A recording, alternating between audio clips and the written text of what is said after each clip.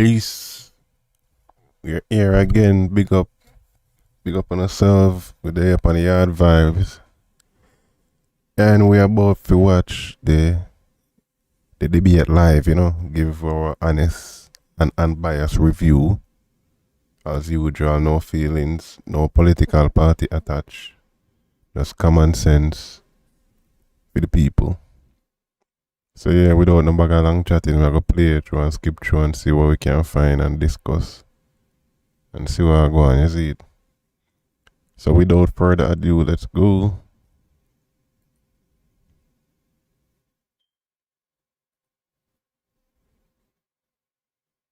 Said, and that is who you should have as Prime Minister. You're looking at two leaders who need to use this platform the last few days before election to shore up the constituencies that might need a little. Who not go vote for? You see the PNP, see the TVJ, vote deadlock 50-50. And them have about 20-something thousand in the side of them poor, right? But only 5,635 vote, and it was dead heat, 50-50. So, based on my last live when we review the rallies, PNP rally them like you have more supporters. JLP have less. JLP sound like they have more numbers and plans. PNP, not so much. But me they have criticized both of them because I care not about none of these leaders. All of them are the same thing. One a rob for thief, one a rob pretend like them for the poor and a rob, and one a for the rich and a rob. There you go. So don't bring your feelings inside here if you're attached personally to one political party, because that fair go through with people in the comments. I'm not here to please none or be biased to none. It's a common sense conversation. That's why I only want 10% of people to subscribe.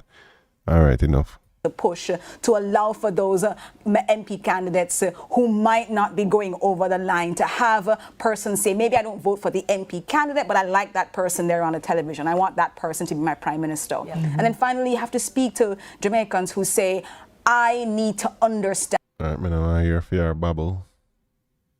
Let's get to meat and potatoes. First question tonight comes from Dion Jackson Miller of the RGR Group, and it will be directed to Dr. Andrew Holness. Dr. Holness, government members have recommended taking the Auditor General off the Integrity Commission. There have been changes made by your administration to the Office of Political Ombudsman that have virtually destroyed its effectiveness as a check on the behavior of politicians. And there have been constant attacks by members of your administration on the Integrity Let's read out the question. Commission and on media and civil society groups that criticize your administration. Shouldn't Jamaicans be concerned about what appears to be a pattern by your administration of undermining oversight bodies in the public sector, civil society, and media? There is absolutely no attempt by my administration and indeed myself to undermine any oversight body. Indeed, we have acted to strengthen and make them far more efficient in placing the oversight of the political ombudsman under the office of the Electoral Commission. That's a move to strengthen and give it far more institutional framework. I myself have been very complimentary and acted in a very dignified way as it relates to the Integrity Commission.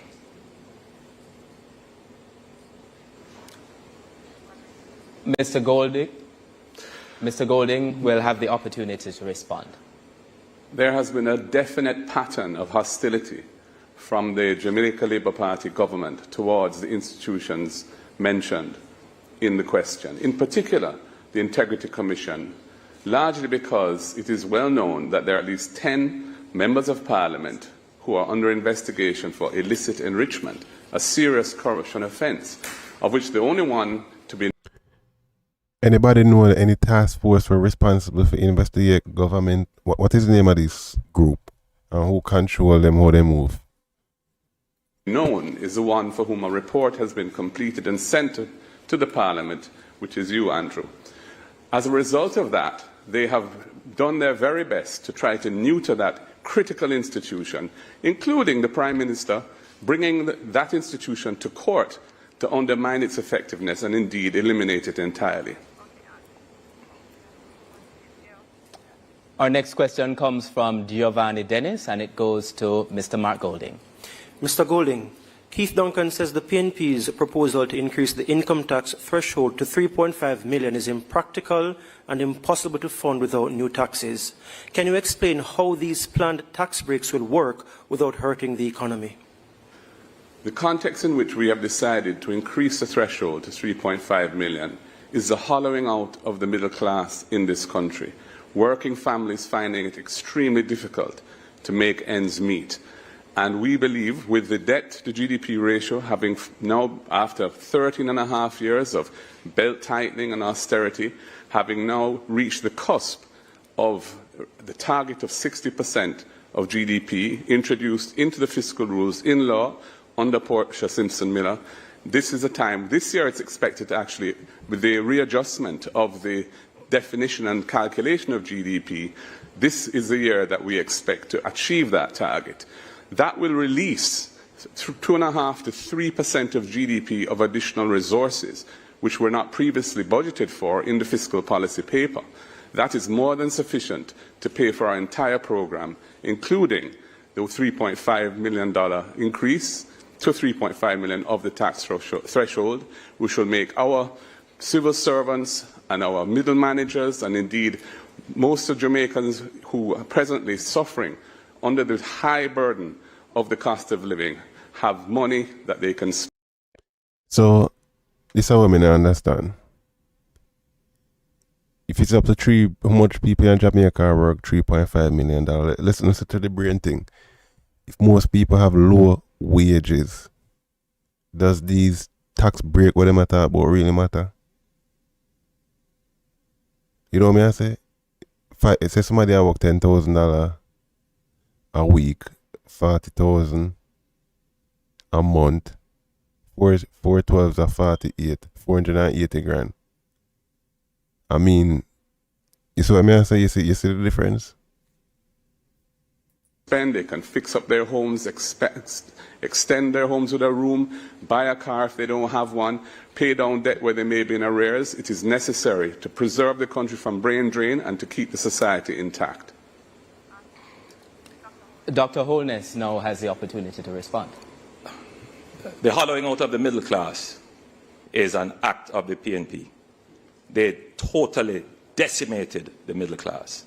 It is a Jamaica Labour Party. I mean, you have to take some responsibility too.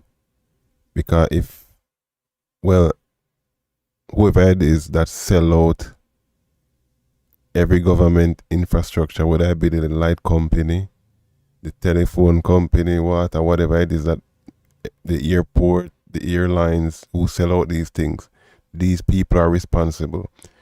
You, Mr. Prime Minister, Andrew, on the other hand, you are selling out to corporations, foreign corporations.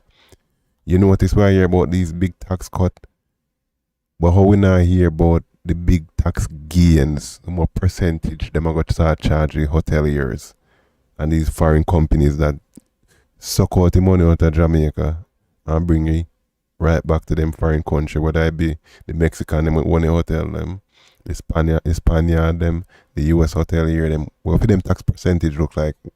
When you ask them question there. How much percent Sanders, how much percent Half Moon, how much percent Ritz-Carlton, how much percent a year them up here? Anybody know these things? When you drop in a comment, let me know. Because obviously we had the common sense conversation. I don't know. Hit up a like button, they make more people come in here who can give you information if nobody now have information. That introduced the increase in the non-tax threshold that recreated a middle class in Jamaica. In fact, when you look at the salary profile of PAYE contributors, you would see that their salaries have all risen. It is a Jamaica Labour Party through the compensation review that has increased salaries by over 200 billion Jamaican dollars for public sector workers. The current proposal of the PNP is unworkable. Big up yourself, Wayne Hibbert.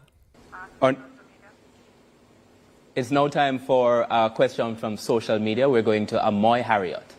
Thanks, Archie. Our first social media question tonight comes from Instagram. Shania in Kingston. She says, low voter turnout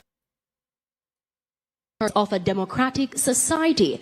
Many Jamaicans refuse to vote because... Well, on the streamer drop, I don't know, my bad. Voters, and if elected, how will you hold politicians accountable for offenses against the people?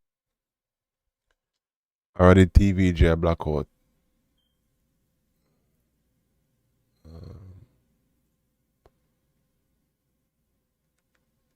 Open on my stream. Strong leadership. From my position as Prime Minister, I have taken action against any member. What the hell is going on, man? Oh, TVJ did a blackout. Okay. The Prime Minister. So the whole question that has been asked is an excellent question. And we really need to step up our vigilance against corrupt behavior, nepotism and cronyism. The volume of scandals under this Jamaica Labour Party government is unprecedented. Over the number of ministers who have had to be removed from frontline duty, many of them parked in the naughty corner in OPM rather than being sacked. It is a disgrace to the country, and your personal situation where you're operating under a deep cloud because your Integrity Commission declarations are not certified. Also, can somebody tell me if you stream a buffer in a chat or it runs smooth? Is something which Jamaica cannot go forward with. We'll now take a short break and we invite you to stay tuned.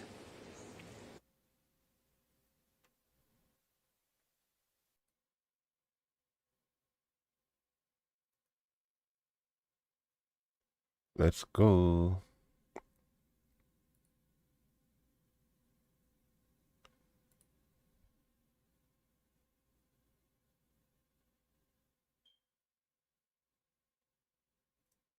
Oh, go on, so we'll be back. This fiscal year projected to achieve the target of 60% of GDP.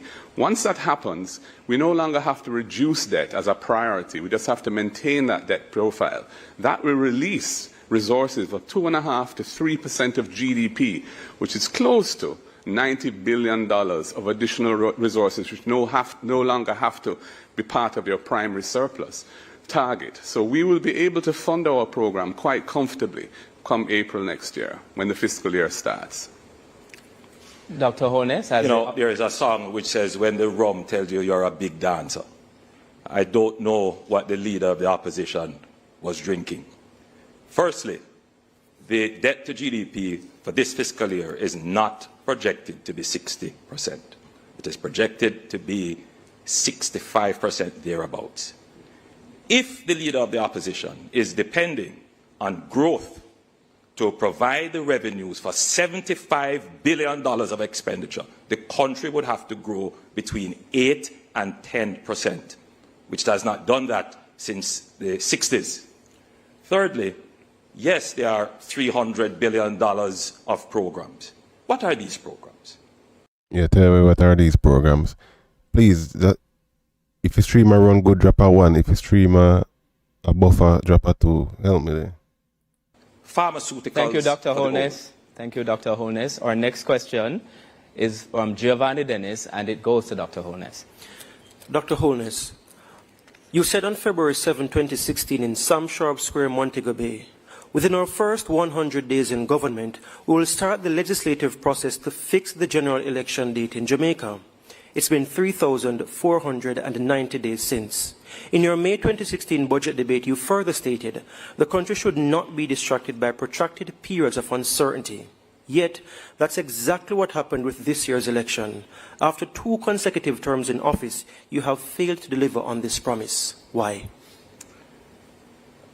Your research into this matter, and I respect the question, is incomplete.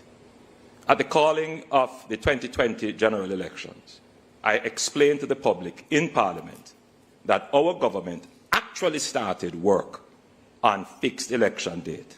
And we found that... Yeah, why is that not a thing? Like how America had the first Tuesday in November or whatever. Why is it not a fixed date where every 4 years, whether it be whatever Wednesday, the second Wednesday in September? Why is that not a fixed date? Things like this can lead to corruption, so I think the Jamaica election should have a fixed date. That it was inconsistent what you think. with our constitutional arrangements. And therefore, we did not include it in our 2020 manifesto. It is no longer a part of our platform. More to that, however, is the fact that in seeking to have all of these previous considerations included, we went about putting in place a constitutional reform commission that would bring all the considerations for constitutional reform under an expert review. That expert review was thwarted by the opposition. So, yes, these considerations were considered from 2016, but the reality of our constitutional arrangement made us take a different route, which is to go to a comprehensive constitutional reform, which was